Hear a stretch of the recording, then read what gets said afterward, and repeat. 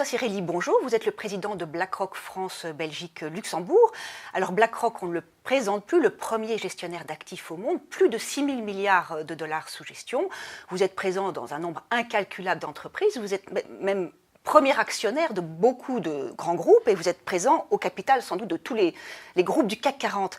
Alors quel est votre engagement concret en matière de climat et de biodiversité? Le président du groupe, Larry Fink, en parle beaucoup, mais concrètement, que faites-vous sur ces sujets? D'abord, un tout petit mot, bonjour, mais un petit mot sur la stratégie de BlackRock. La plupart des sommes qui nous sont confiées pour le long terme, pour 10, 20, 30 ans. Et donc, par définition, nous devons prendre en compte les intérêts à long terme de nos clients. Et dans ces intérêts à long terme, il y a naturellement le changement climatique, les évolutions, parce qu'ils auront un impact, peut-être pas à très court terme, mais à moyen terme, sur la performance des entreprises. Alors concrètement, comment nous faisons ? Il y a plusieurs façons. Je vous en donne 3 par exemple. La première, c'est les votes en Assemblée générale.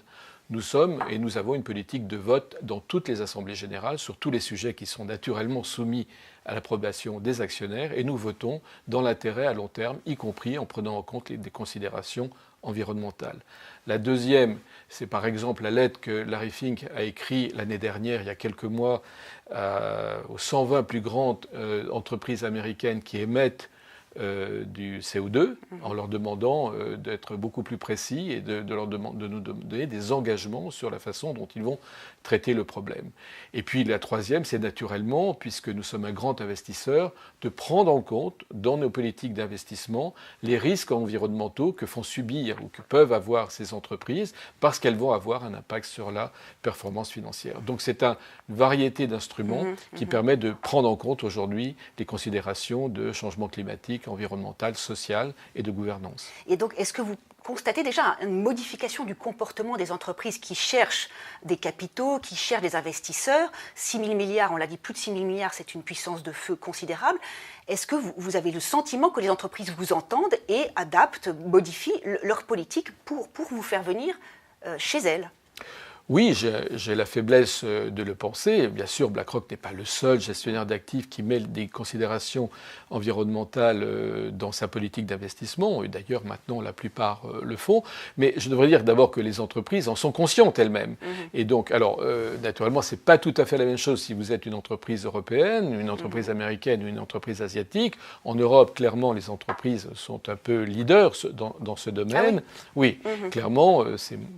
Voilà, l'Europe du Nord d'abord, mais l'Europe du Sud suit aujourd'hui, ne serait-ce parce que les entreprises sont bien conscientes qu'aujourd'hui, dans une période où les business models changent énormément, où le digital change beaucoup leur chaîne de valeur, où les réseaux sociaux peuvent avoir un impact sur leur chiffre d'affaires, s'ils ne prennent pas en compte ces considérations-là, ils risquent de voir une grosse partie de leur activité disparaître. Et du côté des investisseurs, il est naturellement très important de s'assurer que ces entreprises vont pouvoir, dans la durée, délivrer les performances qu'on attend. C'est toute la question, par exemple, d'un mot qui n'est pas très bien traduisible en français, des stranded assets, des actifs non performants. Si vous avez dans votre portefeuille une entreprise qui a beaucoup d'entreprises ou d'industries polluantes, il risque que la régulation, un jour, les ferme et donc a un impact immédiat sur la performance. Donc oui, je pense que les entreprises sont en train de changer et je voudrais, moi, plutôt penser le verre à moitié plein qu'à moitié vide. Au cours de ces 5 dernières années, il y a eu beaucoup d'évolutions très favorables dans cette direction.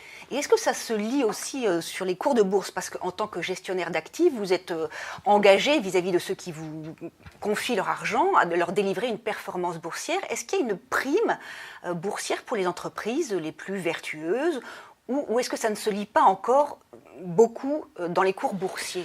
Je crois que c'est très difficile de lire cela d'une prime dans le cours de bourse et de déterminer si le cours de bourse tient compte ou tient pas compte. En revanche, oui, je pense qu'il y a une prime. Il y a une prime de 2 façons. Il y a une prime, d'abord, je vois les entreprises ou les investisseurs que nous sommes sous la pression de nos clients, il ne faut jamais oublier que c'est les clients qui décident d'investir, vont plutôt vers les meilleurs de la classe, les best in class. Donc, que le flux d'argent va petit à petit se concentrer dans un secteur. Moi, je veux investir dans l'énergie. Eh bien, j'y vais aller vers les meilleurs de la classe plutôt que les plus mauvais en termes dont le cours va s'apprécier relativement aux autres. Voilà, je pense que ça se voit. Oui, d'accord. Il y a une autre chose, c'est que souvent ces principes ESG, comme on dit, sont des principes assez restrictifs, c'est-à-dire des gérants s'engagent à ne pas investir dans des entreprises qui produisent des armes, qui produisent du tabac, etc. Est-ce qu'on ne peut pas concevoir une finance plus proactive, plus inventive, d'aller vers du positivisme plutôt que de dire je ne vais pas dans ces secteurs? Est-ce qu'il faut inventer des nouveaux produits? Comment est-ce qu'on peut voir une évolution positive de cet engagement des financiers dans les entreprises? Je crois qu'il y a des évolutions, je vais vous en donner quelques exemples. Maintenant, il faut voir d'où nous partions. Ouais. Quand il y a 5 ans, vous vouliez faire de l'environnement, il n'y avait aucune base de données, sur quoi vous vous fondiez. Naturellement, les rapports des entreprises sont en général pour vous expliquer que tout va bien et que tout est vert. La réalité était différente. Donc il a fallu mettre en place des bases de données pour pouvoir comparer les performances. Et d'ailleurs, on n'est pas encore au bout de tout cela, même si les choses se sont un peu améliorées. Il y a des agences spécifiques de notation? Oui, il y a des indices, des agences, mais il faut bien que standardiser un peu tout ça, avoir... voilà. Donc ça a pris beaucoup de temps et c'est logique. Aujourd'hui, encore une fois, nous avons fait beaucoup de progrès. Ensuite... il est plus facile, bien évidemment, de dire à des gens qui disent « moi, je voudrais faire quelque chose pour la planète », de leur dire « écoutez, vous pourriez déjà commencer par ne pas investir dans un certain nombre de secteurs ».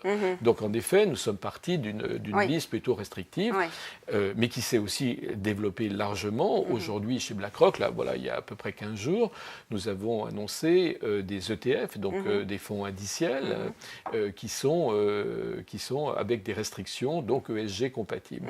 Bon, sur les 6 000 milliards de BlackRock, on considère que nous en avons 500 milliards qui sont ESG, c'est-à-dire qui répondent à des considérations environnementales. Bon. Ensuite, encore une fois, tout dépend de ce que vous demandent vos clients, puisqu'il ne faut jamais oublier que nous ne prenons pas les décisions nous-mêmes, nous les prenons au nom de nos clients. Et que si vous prenez par exemple la réglementation américaine, elle fait obligation aux gérants de ne prendre en compte que la performance financière de leurs fonds. Ils ne peuvent pas prendre d'autres considérations. Donc il y a aussi la régulation. Maintenant, du côté de BlackRock, on veut aller plus loin et nous avons des fonds dits impact, qui sont une catégorie d'investisseurs qui vous disent très clairement dès le départ, moi j'ai des considérations financières, mais je veux que vous introduisiez d'autres considérations. Et que si ces autres considérations, notamment environnementales ou sociales, sont en conflit avec la performance financière, en gros, je m'en fiche un peu, je prends quand même. Mais ça, c'est une minorité d'investisseurs. C'est des family office, ce sont des grandes universités, par exemple américaines, où il faut prendre en compte cela. Ce n'est pas la majorité. Mais en revanche, en ce qui nous concerne, nous avons par exemple maintenant des fonds où vous pouvez investir dans des industries low carbone. Voilà, donc vous pouvez choisir dans le secteur industriel les industries qui sont le moins émetteurs de CO2. Nous avons récemment un garçon qui était le conseiller environnement de Barack Obama qui a rejoint BlackRock, M. Brian Deese, et nous sommes en train de créer un fonds de transition parce que pour transitionner vers une énergie ou des considérations environnementales. Parce que l'idée, c'est de ne pas de punir, l'idée, c'est d'accompagner. Et donc, il faut regarder la situation non pas comme une photographie, mais plutôt un film. Et le film est en train de bien se dérouler. Eh bien, merci beaucoup, Jean-François Cirelli.